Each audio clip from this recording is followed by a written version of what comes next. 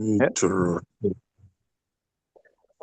Okay, so we are going to celebrate Purim next week, and it's time to prepare for Purim, especially after what we learned last week, that the whole month of Adar is a month that our luck and our happiness is increasing, and definitely in the time that we are now, where we see from one end we see miracles day after the other, one day after the other. At the other end, we still see that we need a lot of Am Israel needs a lot of luck, and what is unfolding in front of our eyes is nothing short of a miracle, with Iran and US, etc. And Bezrat Hashem, the stories of the Megillah, that it's not just stories that happen in the past, but it says that in heaven, everything that happened in the past is re-happening. So whatever happened back then is re-happening right now. And the same way that the story of the Megillah started in a very bad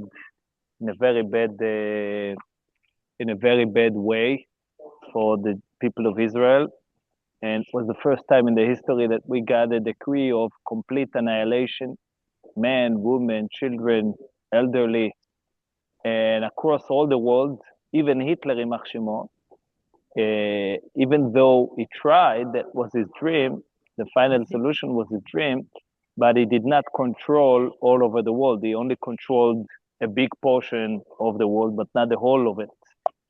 On the contrary, Achashverosh, controlled the Talmud says that Achashverosh controlled the whole world. So the Jews had nowhere to run. There was no way and nowhere to escape the decree of Purim. But nevertheless, we all know how that story ends. And what we're going to focus today, what we're going to study today, is exactly at the end of the story of the Megillah, where the Megillah says that the story of Purim will become a permanent celebration and a permanent holiday for the Jewish people. And this is what the Rabbi is going to focus. What does it mean that this has become a permanent story for Am Israel? Okay, Henji, let's start. But what we're going to focus today, what we're going to change our view today on the Megillah, that we're going to see that the whole purpose of the Megillah, the whole story and the whole miracle of the Megillah happened because of, guess who? Can you guess who the story of the Megillah? Repeat the question. Who brought the story, the miracle of the Megillah of Purim? Esther. Okay, you can say Esther. Someone might say Mordechai. One might say Achashverosh himself. He, at the end of the day, he killed Haman, and he changed the decree, and he made Mordechai to be the second in charge. But we're going to see a twist today in the whole view of the story of Purim, and we're going to see that the whole miracle of Purim happened because of the children. Yeah. And therefore, yeah, really, let's see it from inside. And therefore, the story of Purim, it's so important that children in particular are celebrating it. And therefore, the story of Purim, the celebration of Purim and the festival of Purim will be one of the only miracles, the only celebration that we will continue to celebrate after Mashiach is coming. Really? The rest of the celebration, as we're going to see inside, we will celebrate in a different way, but the story of Purim will continue to be celebrated throughout the end of all generations, even after the time of Mashiach. Okay, let's start inside. Henji, please. We are starting at the end of the Megillah, almost to the last last word of the Megillah, let's say. Mordecai inscribed these events and sent letters to all the Jews in all the provinces of King Ahasuerus, both near and far, to enjoin them to make the 14th day of the month of Adar and the 15th day thereof every year, as the days when the Jews rested from their enemies, and the month that was reversed for them from grief to joy, and from mourning to a festive day, to make them days of feasting and joy, and sending portions one to another and gifts to the poor. The Jews took upon themselves what they had commenced to do and what Mordecai had written to them. Okay, and then right after, the Megillah continues. The Jews ordained and took upon themselves and upon their descendants and upon all those who joined them, and it is not to be revoked, to establish these 2 days according to their script and according to their appointed time every year. These days shall be remembered and celebrated throughout every generation, in every family, in every province, and every city. These days of Purim shall not pass from among the Jewish people, and their remembrance shall not cease from their descendants. Okay, so this is the words from the Megillah. What the Rabbi is going to ask is why is it says in the last verse that we read that the days of Purim should not pass among the Jewish people and their remembrance should not cease from their descendants. This is going to be the focus of today's topic. Okay, let's see how the Rebbe lays the question. Please, Henry. What's new? The verse in the Megillah states, "And these days of Purim shall not pass from among the Jewish people, and their remembrance shall not cease from their descendants." This seems puzzling. The very fact that the days of Purim were established as a festival already dictates that this enactment was not only for that generation, but for all generations. It is right? Because as soon as we have a celebration, as soon as we do a celebration, and this become part of the Jewish ritual, so that's it. It's here to last, right? There's no expiration date. We celebrate. Let's take the example of Hanukkah. We celebrate Hanukkah, and that's it. Hanukkah is celebrated every year. You don't need to mention in particular that the days of Hanukkah, that the celebration of Hanukkah should not cease from our descendants. And the Rebbe continues. Yes. It is a fundamental principle regarding every aspect of Torah and its commandments, whether biblical commandments or rabbinic enactments, that this Torah will not, God forbid, be changed or replaced. What then is the new point being made by the Megillah in emphasizing that the establishment of the days of Purim was in such a way that their remembrance shall not cease from their descendants? Okay, so that's question number one. What is so important that the Megillah says in particular that these days should not be ceased from our descendants? It's supposed to be that all the other things that we do in Judaism should not be ceased from our descendants. And now the Rebbe asks at the flip side, at the other side. Yeah. What's special about Purim? On the other hand, if there is indeed some unique point regarding Purim, here relative to the rest of the Torah and its commandments, this itself requires explanation. In what way are the days of Purim superior that only they contain this novel point? On the contrary, it will seem that Purim does not possess the same level of force as the other commandments. As related in the Megillah, special effort was required to ensure that the days of Purim will remain an established festival. Yeah. First, Esther had to. So what are the things that needed to be made in order to establish Purim as a permanent celebration? Yes. First, as Esther had to request, "Establish me for all generations." Even afterward, it was necessary to send this second letter of Purim and so on. And yet, specifically regarding Purim, we find this unique emphasis: their remembrance shall not cease from their descendants. So what we see that naturally, Esther was afraid that Purim will be forgotten. And therefore she asked, the Talmud says, let's see it, we'll see source number 2 right now, and the time where Esther asked that the story of Purim will be written and the Megillah of Purim will be read every year and shall not be forgotten. Let's see source number two. Source number two, the conversation, interesting conversation that Esther had with the sages of the time. Esther told the sages, "Establish me for generations," meaning establish Purim as a holiday and the reading of the Megillah for generations to come. They replied, "You will arouse the ire of the nations, as the Megillah tells of the Jewish defeat of their enemies, and it would be best left not publicized."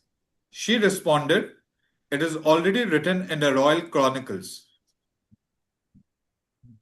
So if it's already written in the royal chronicles, so then it's not in the secret anymore, and therefore we, the Jews, should celebrate it too, even though it may arouse some people not to like the fact that the Jews have killed their enemies.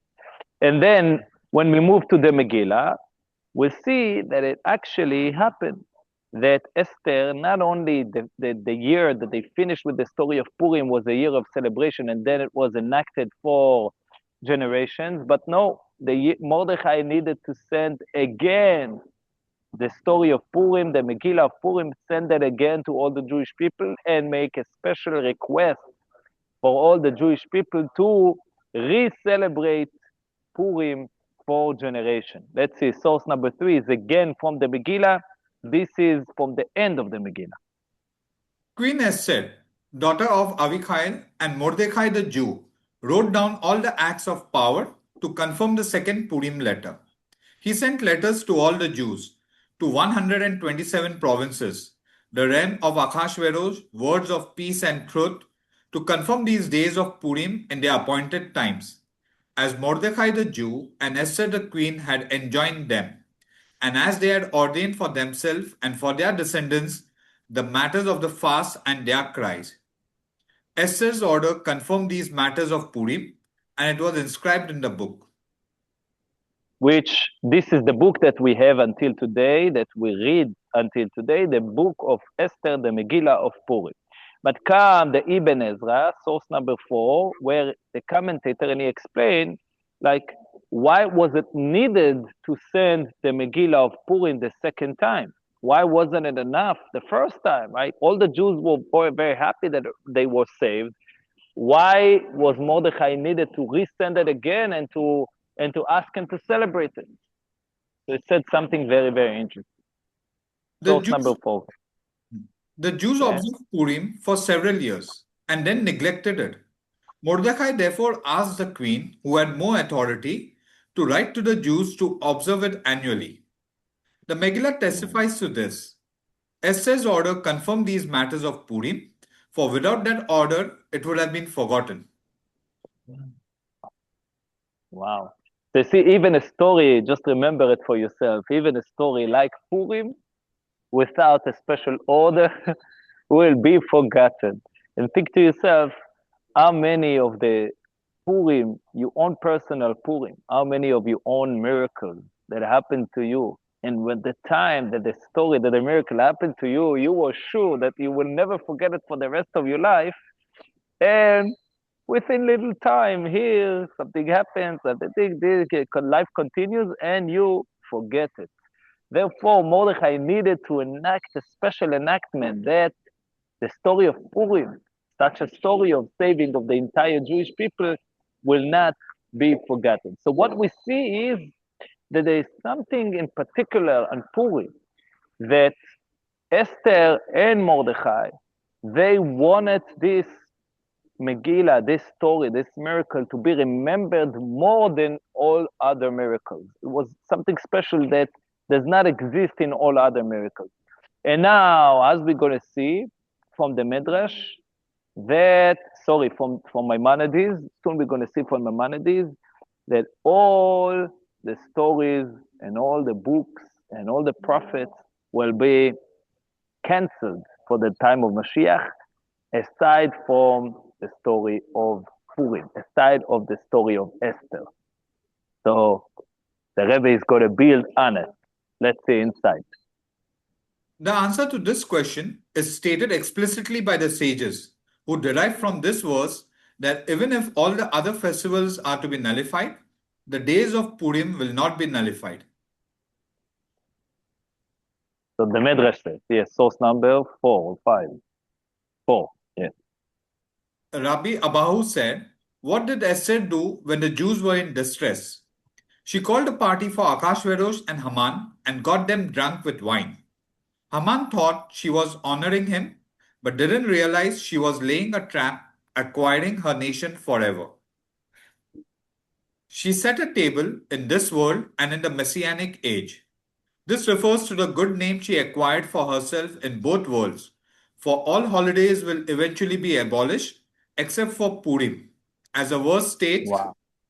these days of Purim shall not pass from among the Jewish people, and their remembrance shall not cease from their descendants." And as we're going to see now for Maimonides writes, it's in his Jewish book of law. This is what's going to happen. Yeah. Source 5. All the books of prophets and writings will be abolished in the Messianic era except for Esther. Although all memories of the difficulties endured by our people will be forgotten, as the verse states, "For the original suffering has been forgotten and hidden from my eyes." But Purim will not be abolished. As the verse says, "These days of Purim shall not pass from among the Jewish people, and their remembrance shall not cease from their descendants."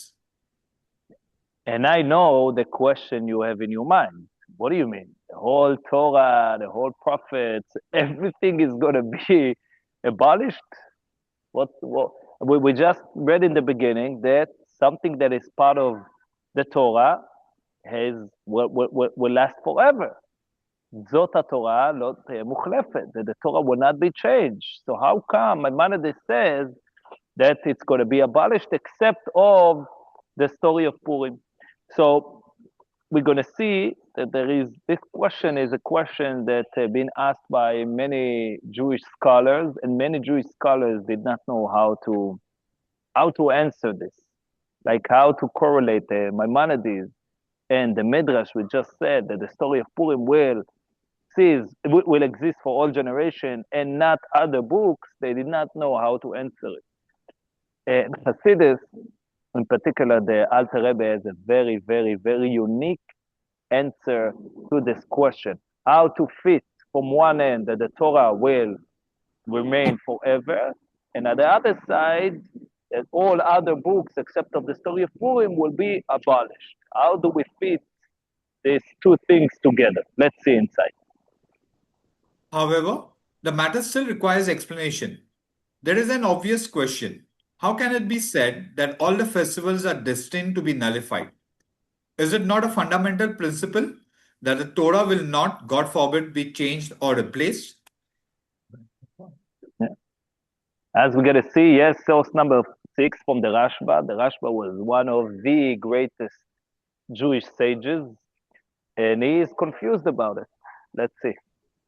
You ask how the idea that all holidays will be abolished except for Purim aligns with the statement that not even the tip of the smallest letter will ever be abolished from the Torah.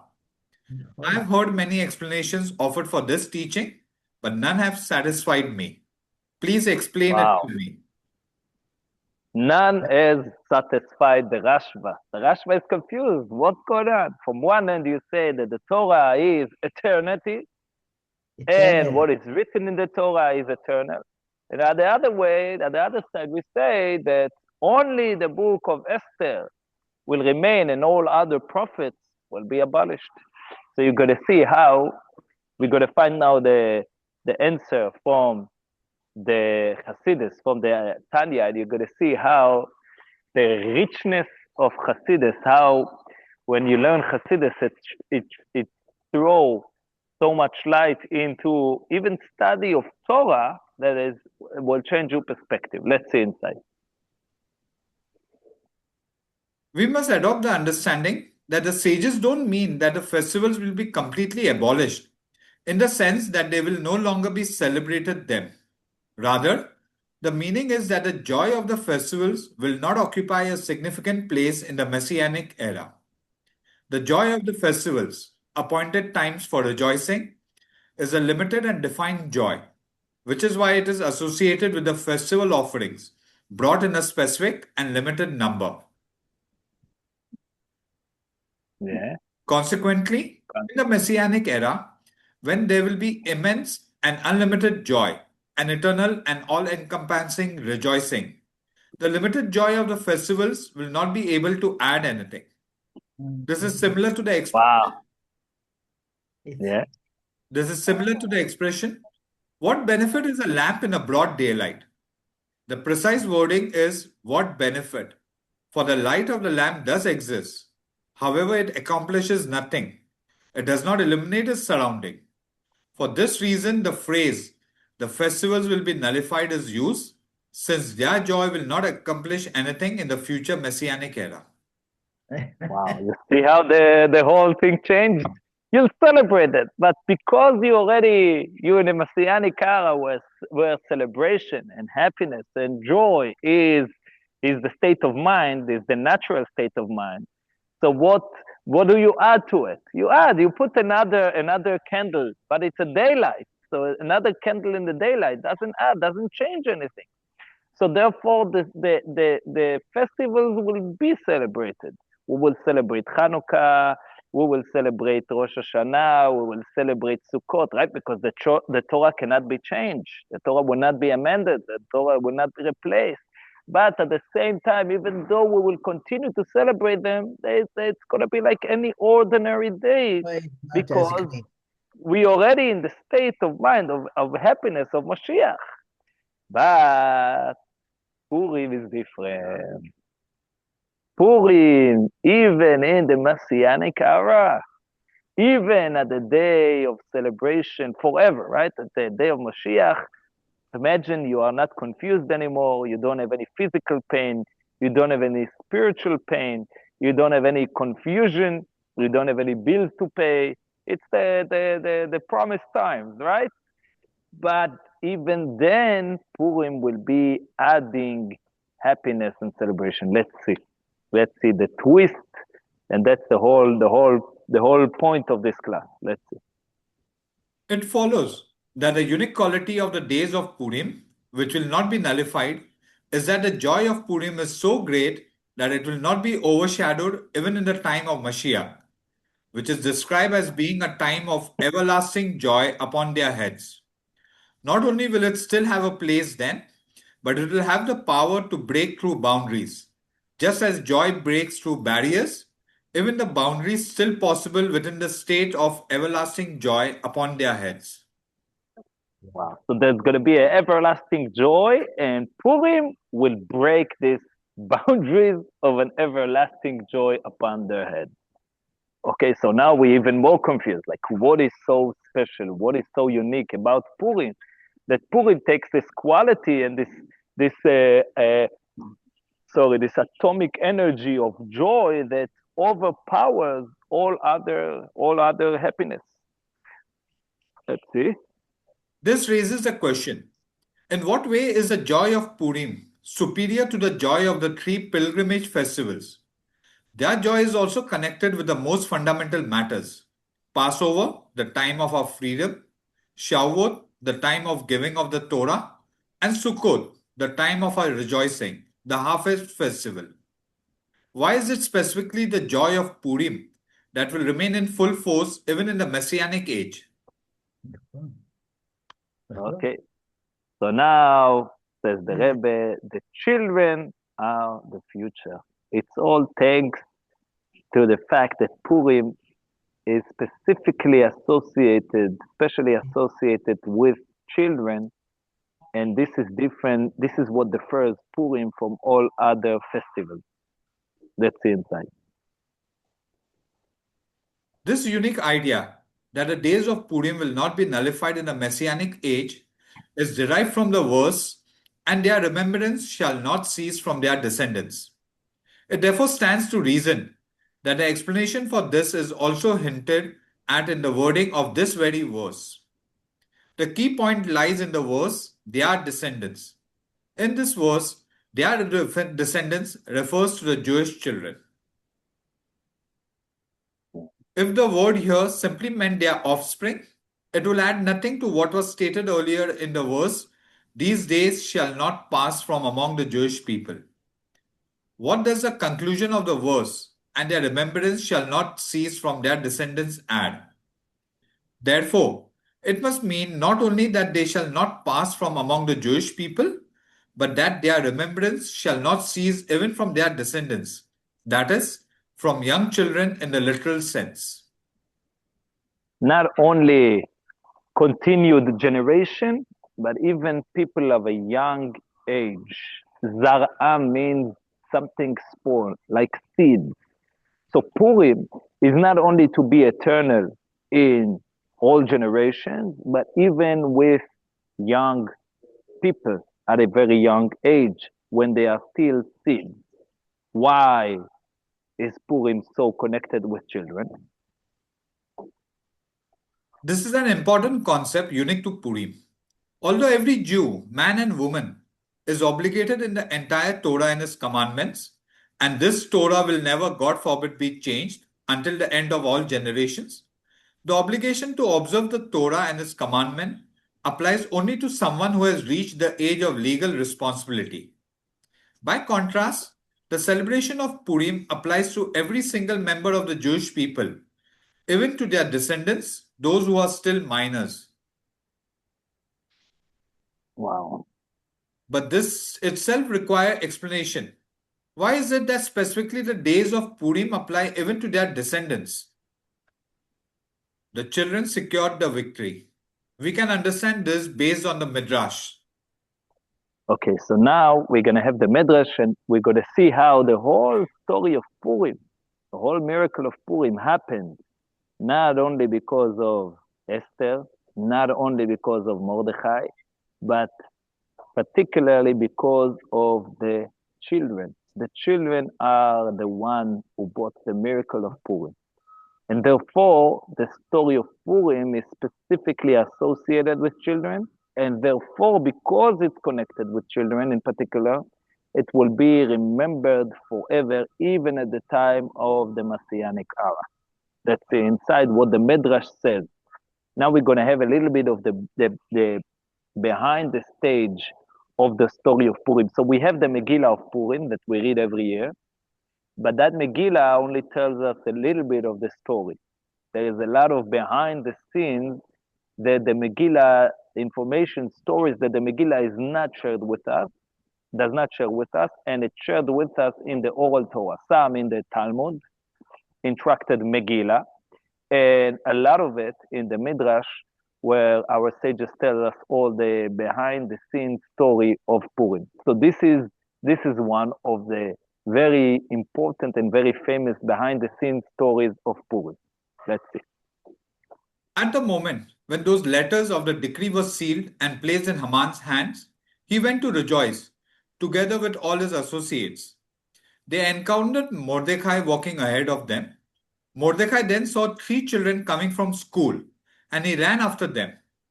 When Haman and his associates saw Mordecai running after the children, they followed him to find out what he will ask them. When Mordecai reached the children, he said to them, "Recite to me the verse you learned." The child answered, "Do not fear sudden terror or the destruction of the wicked when it comes." The second child said, "Today I was studying, and this is a verse where I stopped before leaving school. Devise a plan, and it will be foiled. Speak a word, and it will not stand, for God is with us." The third child recited the verse, "Even to old age I am the same, and even to grey hair I will carry you. I have made and I will bear. I will carry and I will deliver." When Mordecai heard this, he laughed and rejoiced greatly. Haman said to him, "What is this joy that you feel because of these children's word?" He answered, "Because they have brought me good news, that I need not fear the evil plan you have devised against us." Immediately, the wicked Haman became angry and said, "The first I will lay my hand on are these children." Wow. Because the children, so this is before this is right after Haman got the signature from the wicked Achashverosh to annihilate all the Jewish people. It was not yet published in CNN. It wasn't yet becoming famous. But yet, Mordechai heard it from the children, the problem, and also the solution to the problem. And now the Rebbe asked on this. Yes. At first glance, this as well requires explanation. How could it be that the downfall of Haman became known and revealed to Mordecai, specifically through school children? After all, Mordecai was one of the leading members of the Sanhedrin, the guide and spiritual leader of the entire Jewish people, and the very teacher of these children. Yeah. So why Mordecai did not know the victory by himself? Why God did not tell Mordecai that, don't worry, we're going to be victorious of all these problems? Why was the message carried only through the children? The matter becomes clear from the Midrash itself, which explains that the nullification of Haman's decree came about through the voice of the children, that is, the Torah study of school children. As related in the Midrash mentioned earlier, Mordecai gathered young children and taught them Torah, and it was this voice of the children that brought about the cancellation of Haman's decree. Wow. So again, now we're going to have a window into the behind the scene of the story of Purim. And this is after the decree became famous. Because remember, the story of Purim, from the time that they had the decree until the victory, was a year. For a full year, all the Jewish people lived with existential threat. They all knew that they have a deadline where everybody, all the Jewish people, God forbid, is going to be killed at that deadline. Even after Haman was killed, Haman was hanged on the tree, the decree to kill all the Jewish people was still valid, because Achashverosh said, it's something that I signed, I cannot revoke. So for a full year, the Jewish people are living under an existential threat. So what have they done during this 1 year? Imagine you have 1 year, you know, that God forbid, you have a date. This is the due date, God forbid, for the annihilation of Chas v'Shalom. I don't want to say. So what the Jewish people did. Let's see insight from the Midrash. After the gallows were built, Haman went to seek Mordecai and found him in the study hall teaching children Torah. They were yelling and crying. He counted 22,000 children. He placed them in iron chains and stationed guards outside, telling them that tomorrow he return and kill all the children first and then hang Mordecai. Their mothers brought them bread and water and said, "Children, eat and drink before you die, so you won't die hungry." Wow. They placed their hands on their holy books and swore by the life of Mordecai, their teacher, that they will not eat or drink, but would die fasting. They all cried in unison until their pleas reached the heavens, and God heard the sound of their cries.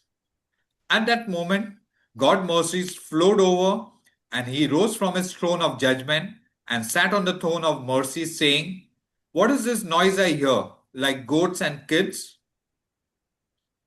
Moshe rose before God and said, "Master of the world, these are not goats or kids, but the youngsters of your generation who have been fasting for 3 days and nights, and tomorrow the enemy wishes to slaughter them like goats and kids." At that moment, God took the decrees that had been sealed with cement and tore them up and made Achashverosh have a tumultuous night, as the verse says, on that night. Which then, that night, was the beginning of the change, where Haman came to Achashverosh to ask him to hang Mordechai on the tree. And as the result, Haman was hanged at the tree instead of Mordechai. And that brought up the whole change. The next morning was the feast, where Esther said that Haman is trying to kill us, and the whole story. So that was the pivot moment of the whole story of Purim.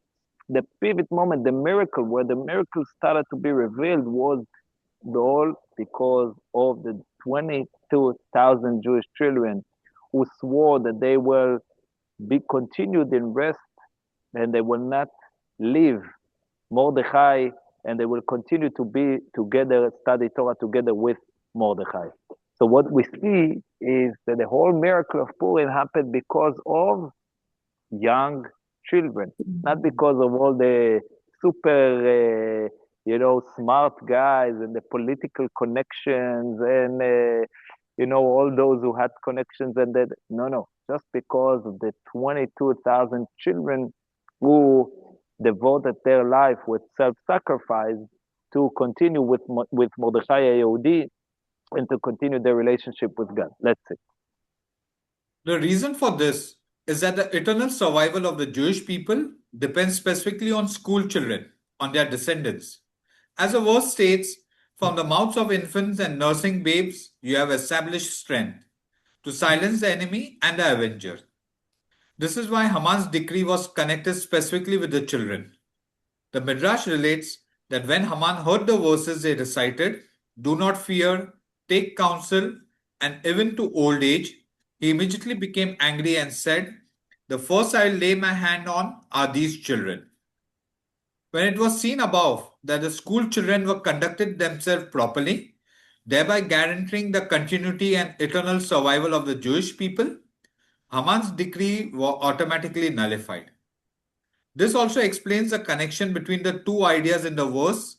Their remembrance shall not cease from their descendants. A, that the days of Purim will not be nullified even in the future, even when all the other festivals will be nullified. And B, that it shall not cease from their descendants, from very young children. The two Why? depend What's on the connection? What's the connection between the two? Yes. The two depend on each other. The eternal endurance of the Jewish people depends on their descendants being educated properly in the path of the Torah and Mitzvot. This was the victory of the days of Purim. At that time, Mordecai firmly established the education of school children. Through this, an eternal bond was forged between the Jewish people and the Torah.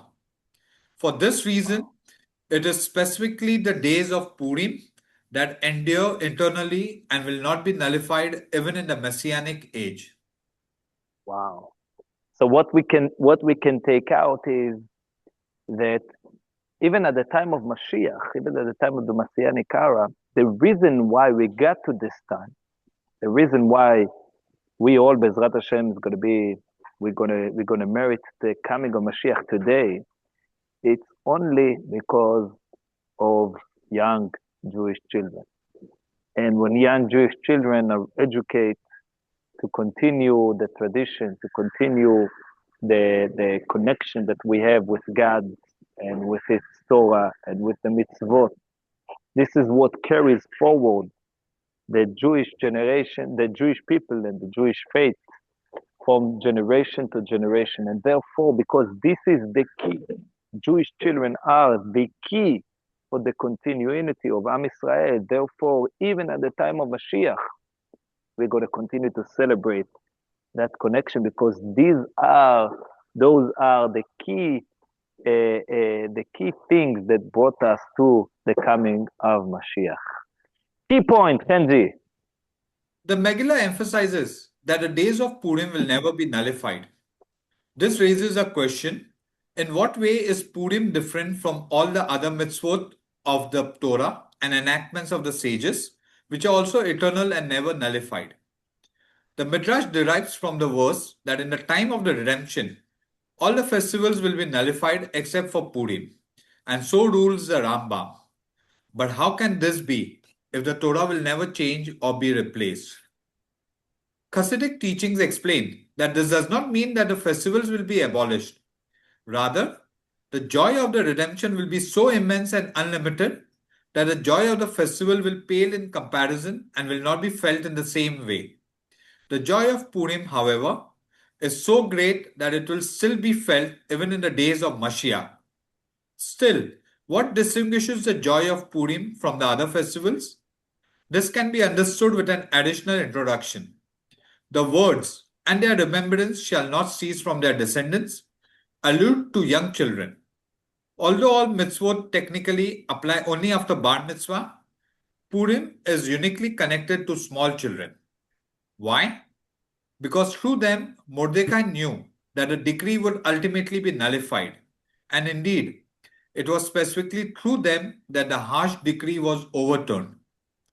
Everyone understood that Jewish children educated in the path of Torah are the key to the eternity of the Jewish people. The future of nation depends on the next generation and its education. Haman therefore sought to begin his campaign with the children, while Mordecai gathered children specifically and taught them Torah while fasting. The sound of children's Torah study was heard in heaven and nullified the decree. We see that the days of Purim, Jewish education was established as the foundation of the nation's existence. The miracle affirmed the eternal bond between the Jews and the Torah, ensuring the continuity and eternity of the Jewish people. Therefore, Purim will continue to be celebrated even in the days of Mashiach. Wow. Wow. Really well. Thank you very, very, very much.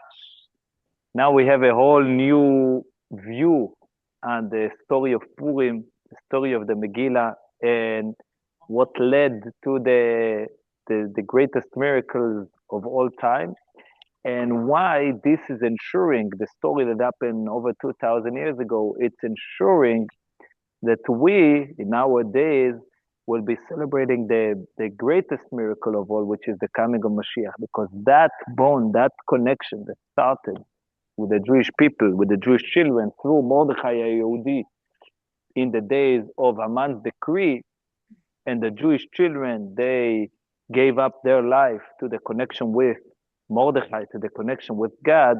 This will ensure that even in 2026, there'll be Jewish people to celebrate Purim, and that connection will lead us to, Bezrat Hashem, to the coming of Mashiach speedily.